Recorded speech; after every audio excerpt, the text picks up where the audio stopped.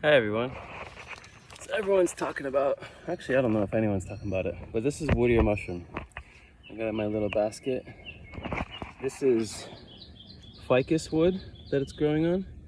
See, little guy? They call it a wood ear because it grows on wood.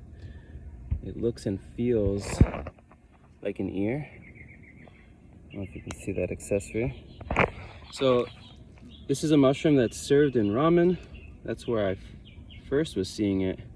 And then when I lived in the Andes some years back, this was a mushroom eaten by the local Andean people in the mountains outside of Cusco, and they called it ling ling.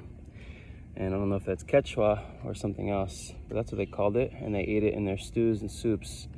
And so coming back to Florida, I was so stoked to see this growing on Mexican sunflower, to see it growing on ficus, to see it growing on, I just found sugar apple.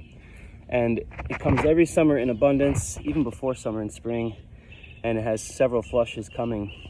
And coming from someone who's failed miserably to grow shiitakes in Florida on oak, it's really cool to know that I could still come out and harvest at least something from these trees. I'm going to show you some of the wood ears on this sugar apple that has died from a cold that we had months back. So these are a little past due. You can see how they're starting to white. There's a lot of flies on them.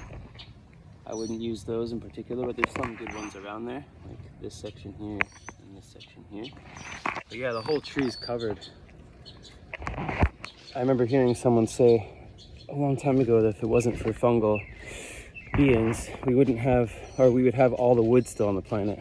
And I always think of how wild that would be. So yeah, learn about your local mushrooms down here in South Florida and even Central Florida, where I used to live.